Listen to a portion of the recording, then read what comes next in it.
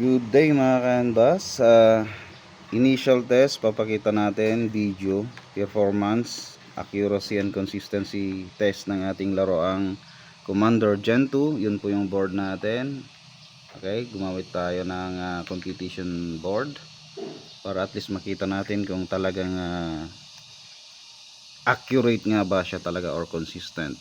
Kaya dito yung ating Commander Gen 2. Doon natin lalagay yung ating side cam. So ayan, pasok mga ka-enbas. Yung side cam natin ay nasa kabilang airgun. So yung Commander Gen 2 natin nasa kabila.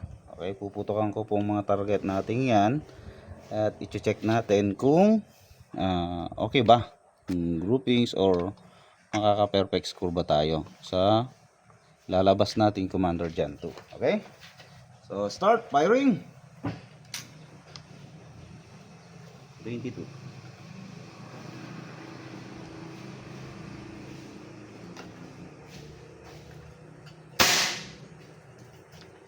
Medyo.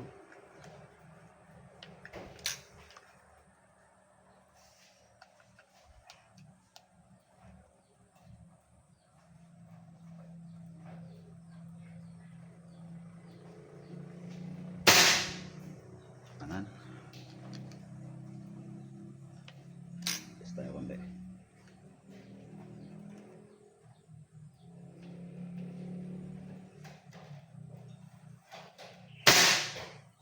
Okay.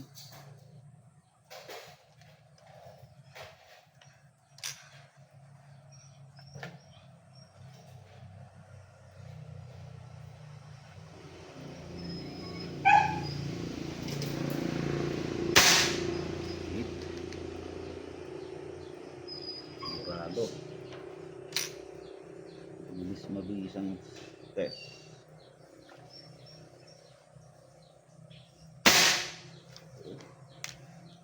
Lakas ng mirage, nakikita ko yung mirage, yung direction, yung maagaw. Kumakanan.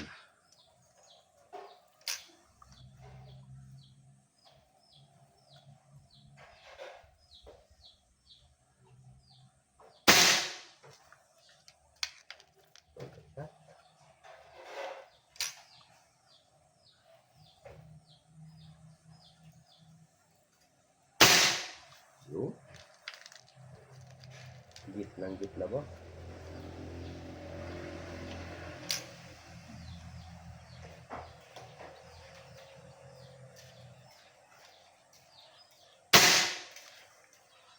Punit yung gitna.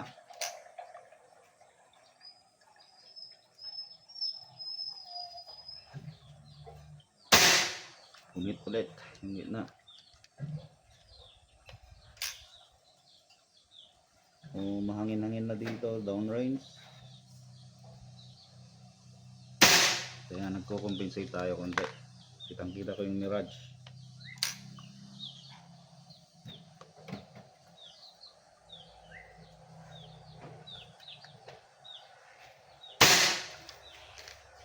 So hindi ko alam kung perfect score yan. Medyo nag-base tayo sa dalawang shots. Burado naman lahat yung iba.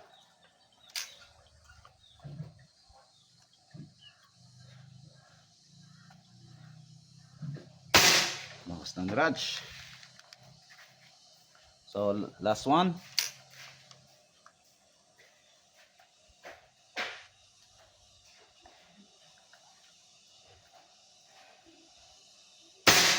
So gitna pa rin. Okay, medyo may yung unang dalawang shots natin mga ka-enbas, medyo nakaliwa kasi medyo mahangin na, no? Nag-adjust ako ng konti, so makikita natin dyan sa video or sa board. Okay, so initial test na to, initial test lang, fine tune pa tayo, i-adjust natin kung anong dapat i-adjust. So pakita natin sila. So galing ang camera natin dito. Yan. Tapos ito yung ating unit. So pinuputok ko siya, spare barrel pa lang. check ko kung anong mga dapat i-adjust, anong mga dapat gagawin. So ayan na po ang ating Commander Gen 2 initial accuracy and consistency test. Gumamit na rin po tayo ng competition board para at least masasabi natin na makikita natin na clear kung saan napupunta yung ating patama. Okay, so thank you mga sir.